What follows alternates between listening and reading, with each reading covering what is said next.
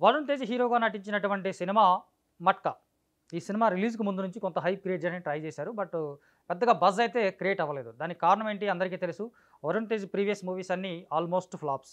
అలాగే డైరెక్టర్ కరుణ్ కుమార్ ఇతను తీసినటువంటి ఫస్ట్ ఫిల్మ్ 'పలాస' ఒక సెక్షన్ ఆఫ్ ఆడియన్స్‌ని బాగా ఆకట్టుకుంది. మిగతా సినిమాలు ఆ తర్వాత తీసినటువంటి 2 సినిమాలు కూడా ఎవరికీ వచ్చాయో పోయిన సంగతి కూడా తెలీదు. అలాంటి ఒక దర్శకుడు ఇట్లా ఫ్లాపులో ఉన్నటువంటి హీరో వీళ్ళిద్దరి కాంబినేషన్‌లో ఒక సినిమా వస్తుందనుకున్నప్పుడు ఖచ్చితంగా వీళ్ళిద్దరూ కసిగా కొట్టబోతారు. ఖచ్చితంగా తమ మీద ఉన్నటువంటి ఫ్లాప్ ముద్రను చెరిపేసుకోవడానికి ప్రయత్నం చేస్తారు అనే చాలామంది భావిస్తారు. ఆ భావనకు అనుగుణంగానే వీళ్ళు ప్రమోషన్స్‌లో కూడా చాలా ఇచ్చేశారు, హడావుడి చేశారు. చాలా అద్భుతమైన కథ చెప్పబోతున్నాం మేము. ఇలాంటి కథ ఇప్పటివరకు ఇండియాలో రాలేదు అనే స్థాయిలో దర్శకుడు గాని, అటు హీరో గాని చాలా కాన్ఫిడెంట్‌గా చెప్పుకున్నారు. ఆఫ్‌కోర్స్ కాన్ఫిడెంట్‌గా చెప్పుకోవడం పెద్ద తప్పేం కాదు. అది వాళ్ళ సినిమా మీద ఉన్న నమ్మకం. మరి ఆ నమ్మకం నిజమైందా లేదా? మట్కాలో ఉన్నటువంటి ప్లస్‌లేంటి? మైనస్‌లేంటి? మట్కా ఎలా ఉందనేది ఒకసారి చూద్దాం. ఇందిరాగాంధీ ప్రధానమంత్రిగా ఉన్న టైంలో భారతదేశ ఆర్థిక వ్యవస్థ అంతా అతలాకుతలం అయిపోతుంది. ఒక డబ్బంతా ఒక దగ్గరే పోగుపడింది అన్న విషయం అక్కడ ఇంటెలిజెన్స్ వర్గాల ద్వారా ప్రైమ్ మినిస్టర్‌కి తెలుస్తుంది. అసలు ఆ డబ్బు ఎక్కడుంది అని తెలుసుకోవడం కోసం ఒక సీబీఐ నుంచి ఒక సీక్రెట్ ఏజెంట్‌ని పంపిస్తారు. అతను తెలుసుకున్న క్రమంలో అద్భుతమైనటువంటి చాలా చాలా కొత్త విషయాలు అతనికి తెలుస్తూ ఉంటాయి. అవేంటంటే వాసు అనే ఒక సాధారణమైనటువంటి కుర్రాడు అంచెలంచెలుగా ఎదుగుతూ, అది కూడా అక్రమ మార్గాల్లో అంచెలంచెలుగా ఎదుగుతూ మటకా అనే బిజినెస్ ద్వారా మొత్తం దేశవ్యాప్తంగా ఉన్నటువంటి ప్రజల్ని ప్రభావితం చేసి ఆ డబ్బంతా తన ఖాతాలో వేసుకుంటాడు. అది ఈ దేశ ఆర్థిక వ్యవస్థ పతనానికే దారితీసేంత మొత్తం అతను సంపాదిస్తాడు. మరి వాసు ఎవరు? అతని జర్నీ ఏంటి? అతని నేపథ్యం ఏంటి? అసలు మట్కా అనే గేమ్‌ని ఎలా ఆడతారు? అది జూదం. మట్కా అనే జూదాన్ని ఎలా ఆడతారు? ఆ జూదం ద్వారా ఇతను డబ్బుని ఎలా సంపాదిస్తాడు? మరి ఈ భారతదేశ ఆర్థిక వ్యవస్థ పతనానికి కారణమైనటువంటి వాసు లైఫ్ చివరికి ఏమైంది అనేది ఈ మట్కాకు సంబంధించినటువంటి కథ. కథాకాలంగా చూసుకుంటే కనుక 1950s నుంచి 80s వరకు జరుగుతుంది. అంటే 1950 నుంచి మొదలైతే 50ల నుంచి మొదలైతే 80ల వరకు కథాకాలం కొనసాగుతుంది. మరి ఈ కథాకాలంలో వచ్చినటువంటి మార్పులేంటి? ఈ కథాకాలంలో ఉన్నటువంటి కథన పరంగా వచ్చినటువంటి కంటెంట్ ఏంటనేది మనకి సినిమాలో చూస్తే తెలుస్తుంది. సో కథ సింపుల్‌గా అయితే ఇది. వాసు అనే ఒక సాధారణమైనటువంటి కుర్రాడు తన తెలివితేటలు ఉపయోగించుకొని ఒక అసాధారణమైనటువంటి రీతిలో ఒక వందల వేల కోట్లు సంపాదించడానికి ఎలా ముందుకు వెళ్ళాడు? ఆ క్రమంలో అతను ఎదుర్కొన్నటువంటి ప్రాబ్లమ్స్ ఏంటి? అతను చేసినటువంటి సమస్యలేంటి? తద్వారా అతనికి వచ్చినటువంటి సమస్యలేంటి అనేది కూడా ఈ సినిమాలో మనం చూడాల్సినటువంటి అంశాలు. సో కథగా చూస్తే ఇలా, మరి కథనంగా చూస్తే ఎలా ఉంది? అంటే ఏ సినిమా కథ అయినా ఒక కథ పేపర్ మీద ఉన్నంత అందంగా, పేపర్ మీద ఉన్నంత గొప్పగా, పేపర్ మీద ఉన్నంత ఎఫెక్టివ్‌గా స్క్రీన్ మీద కనిపించాలని లేదు. ఎందుకంటే ఎగ్జిక్యూషన్ అనేది సవాల్తో కూడుకున్నటువంటి విషయం. రాసుకోవడం పెద్ద సవాల్ ఉండదు కానీ, అంటే రాసుకునేటప్పుడు మన ఊహలు ఏవైతే ఉంటాయో ఆ ఊహలను అచ్చంగా వెండితెర మీద పెట్టడం అనేది కొంత సవాల్తో కూడినటువంటి విషయం. ఆ విషయంలో దర్శకుడు పూర్తిగా తడబడ్డటువంటి సినిమా 'మట్కా'. రైటింగ్ పరంగా చాలా బాగుంది. ఇలాంటి కథ నిజంగానే తెలుగులో రాలేదు. ఆ మాటకొస్తే ఇండియాలో కూడా పెద్దగా రాలేదు. జూదం నేపథ్యంలో చాలా సినిమాలు వచ్చుండొచ్చు. ఇది మనకి క్రికెట్ బెట్టింగ్స్ కానీ ఇట్లా బెట్టింగ్స్ సంబంధించినటువంటి బ్యాక్‌డ్రాప్‌లో సినిమాలొచ్చాయి. మట్కా అనే ఒక పాయింట్ తెలుగు వాళ్ళకి తెలిసినప్పటికీ కూడా సినిమా మీద చూడడం కొత్తగా అనిపిస్తుంది. ఆ కొత్త పాయింట్‌ని కన్విన్సింగ్‌గాను, ఎఫెక్టివ్‌గాను, ఎంటర్‌టైనింగ్‌గాను చెప్పడంలో డైరెక్టర్ ఫెయిల్ అయ్యాడు. అతను రాసుకోవడం బాగుంది. ఓ మంచి కథ రాసుకున్నాడు. అసలు మట్కా ఏంటి? దాని నేపథ్యం ఏంటి? ఎక్కడో ఓ చోట ఎవరో ఎవరికీ తెలియనటువంటి ఒక ఆటని కేవలం ఒక నంబర్ ద్వారా రాత్రికి రాత్రే కోటీశ్వరులు అవ్వడమా, రాత్రికి రాత్రే బికారులు అవ్వడమా, రాత్రికి రాత్రే సర్వం కోల్పోవడమా, ఇలాగా ఎలా జరుగుతుందనే ఒక కంటెంట్‌ని అతను ఎంచుకున్నాడు. కానీ ఎంచుకున్న కంటెంట్‌ని ఇంట్రెస్టింగ్‌గా చెప్పడంలో ఫెయిల్ అయ్యాడు. ఇది ఈ సినిమాకు ఉన్నటువంటి పెద్ద డ్రాబ్యాక్.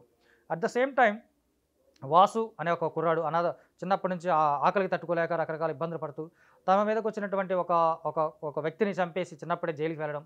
ఆ జైల్లో అతను మనకి 'గ్లాడియేటర్' సినిమాలాగా లేకపోతే దీనిలాగా జైల్లో ఉన్నటువంటి కుస్తీ పోటీలాగా పెట్టేసి డబ్బులు సంపాదిస్తే అక్కడ ఎదిగి అలాగా తను ఒక ఫైట్ నేర్చుకొని ఆ ఫైట్‌ని లైఫ్‌లో అప్లై చేసుకోవడం. బయటకొచ్చిన తర్వాత తనకు ఎదురైనటువంటి చిన్న చిన్న ప్రాబ్లమ్స్‌ని లేదా చిన్న చిన్న అవకాశాలను అందిపుచ్చుకొని తన తెలివితేటలు ఉపయోగించుకొని ఎదుగుతాడు. ఎదిగే క్రమంలో అతనికి మామూలుగా ఫస్ట్ వెళ్తున్నప్పుడు లీగల్‌గానే ఈ బిజినెస్ అంటూ రకరకాల బిజినెస్‌లు చేసుకుంటూ వెళ్తా అతనికి ముంబైలో టెక్స్టైల్ బిజినెస్ చేయాలనుకుని ముంబై వెళ్ళినప్పుడు అక్కడ రోడ్డు మీద తారసపడినటువంటి ఒక చిన్న గేమ్ నుంచి అతను ఒక మట్కా అనే ఒక సామ్రాజ్యాన్ని సృష్టిస్తూ ఉంటాడు. అది ఎలా ఉంటదనేది అలాంటి ఒక పాయింట్‌ని ఎంత ఇంట్రెస్టింగ్‌గానో చెప్పొచ్చు. ఆడియన్స్‌కి ఎంగేజింగ్‌గా చెప్పొచ్చు. ఇక్కడ దర్శకుడు ఫెయిల్యూర్ మనకు కనిపిస్తూ ఉంది. అలాగే దొంగ నోట్ల మార్పిడికి సంబంధించినటువంటి ఆ రోజుల్లో జరిగినటువంటి మోసాలేంటి? ఇది కూడా మనం తెర మీద చూడొచ్చు. ఇట్లా డిఫరెంట్ లేయర్స్ కనిపిస్తూ ఉంటాయి. డిఫరెంట్ ఏజ్ గ్రూప్‌లో వరుణ్ తేజ్ జర్నీ కనిపిస్తూ ఉంటుంది.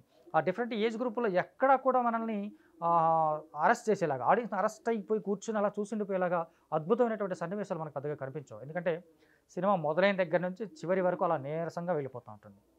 అంటే ఇది నీరసంగా వెళ్ళేటువంటి కథ కాదు. ఆ విషయం మనకు చూస్తున్నంతసేపు అర్థమవుతుంది. ఇంత డల్‌గా వెళ్ళాల్సినటువంటి కథ కాదు. ఈ కథనంలో ఏదైనా ఒక మ్యాజిక్ జరిగి ఉండాలి. ఈ స్క్రీన్ ప్లేలో ఏదో ఒక టెక్నిక్ పనిచేసి ఉండాలి. ఈ స్క్రీన్ ప్లేలో ఒక అద్భుతమైనటువంటి ఎంగేజింగ్ మూమెంట్స్ చాలా ఉండాలి అని అనిపిస్తుంటుంది మనకు చూస్తున్నంతసేపు. ఎందుకంటే కథలో ఉన్న కెపాసిటీ అది. బట్ ఆ కథనం లోపం వల్ల సినిమా చాలా నీరసంగా ముందుకెళ్తా ఉంటుంది. అలాగే వరుణ్ తేజ్, వాసు అనే క్యారెక్టర్‌లో వరుణ్ తేజ్‌ని చూస్తున్నప్పుడు ఆ స్టేచర్‌కి ఇతనికి పర్ఫెక్ట్‌గా మ్యాచ్ అవ్వలేదనిపిస్తుంది. ఇంకేదైనా పెద్ద కొంచెం రేంజ్ ఉన్న హీరో ఉండుంటే, ఒక పెద్ద ఇమేజ్ ఉన్న హీరో ఉండుంటే గనక వాసు అనే క్యారెక్టర్ రేంజ్ లేదా దాని స్టేచర్ వేరుగా ఉండేదేమో అని అనిపిస్తుంది. ఎందుకంటే వరుణ్ తేజ్‌ని ఆ క్యారెక్టర్‌లో ఎక్స్‌పెక్ట్ చేస్తున్నప్పుడు లేదా ఊహిస్తున్నప్పుడు వాసుగా అతను పెద్దగా ఫిట్ అయినట్టుగా అనిపించాడు. అతను దానికి సంబంధించిన చాలా ప్రయత్నం చేశాడు. ఆ క్యారెక్టర్‌ని అడాప్ట్ చేసుకోవడానికి గానీ, ఆ క్యారెక్టర్‌లో ఉండడానికి గానీ, నటన పరంగా చాలా ప్రయత్నాలు చేసినప్పటికి కూడా ఈ వాసు అనే ఒక క్యారెక్టర్ ఎదుగుతున్న విధానానికి, ఆ జర్నీకి సంబంధించి చూసుకున్నప్పుడు వరుణ్ తేజ్ ఇమేజ్ దానికి ఫిట్ అవ్వలేదు అనేది కొంచెంగా అనిపిస్తూ ఉంటుంది మనకి. కాకపోతే తన నటనతోని అప్పుడప్పుడు కొన్ని దీనితోని కొంత మరిపించడానికి ట్రై చేసినప్పటికి కూడా 100% అయితే ఫిట్ అవ్వలేదు అనేది ఖచ్చితంగా చెప్పొచ్చు. ఇంక మీనాక్షి చౌదరి పాత్ర, ఆ పాత్ర తాలూకు నేపథ్యాన్ని దర్శకుడు రాసుకున్న విధానం, అలాగే ఆ పాత్రకు సంబంధించి ఇచ్చినటువంటి ఒక ఎంట్రీ సీన్ ఏదైతే ఉందో, ఆ సీన్‌లో ఉన్నటువంటి సెక్షన్ కూడా కన్విన్సింగ్‌గా లేదు. ఎందుకంటే చుట్టూ ఉన్నటువంటి మనుషులతో తను ఒక్కతే అక్కడ అలా ఉండడము, అక్కడ తను మాత్రమే వేరుగా కనిపించడం అనేది అసలు కన్విన్సింగ్ పాయింట్ కాదు. ఆ ప్లేస్ కూడా రైట్ ప్లేస్ కాదు. తర్వాత ఆ లక్కకి ఏదో డీసీస్ పెట్టడము, దానికి రకాల అదేదో చెప్పినప్పటికీ కూడా అదేమంత కన్విన్సింగ్‌గా ఉండదు. అంచేత క్యారెక్టర్‌ని పరిచయం చేయడమే చాలా దారుణంగా పరిచయం చేశాడు. కాకపోతే తీసుకెళ్ళి వాసు లవ్ ఇంట్రెస్ట్‌గా చూపించడం అనేది కొంచెం బావుంది. ఆ క్యారెక్టరైజేషన్‌కి ఒక మెచ్యూరిటీ లెవెల్స్ క్రియేట్ చేయగలిగాడు దర్శకుడు. ఆ తర్వాత తను ఆ మీనాక్షి చౌదరి పాత్ర ఏదైతే ఉందో తనకు చాలా హుందాగా బిహేవ్ చేయడం, ఇతన్ని వార్న్ చేయడం, ఎక్కడైతే అత్యాశ ఉంటుందో అక్కడ వినాశనం ఉంటుందనేది ఒక డైలాగ్ ఆ పాత్ర ద్వారా చెప్పేస్తాడు. అది అన్ని విషయాలకు అప్లై అవుద్ది మనకు.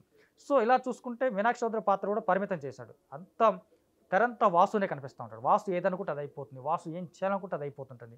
ఇది కూడా ఒక వన్ వే లాగా ఉంటుంది తప్ప, వాసుకి ఏమైనా సవాళ్ళు ఎదురవ్వడము, వాసు ఏదైనా మెంటల్‌గా స్ట్రగుల్ అవ్వడము, వాసుకు సంబంధించినటువంటి ఒక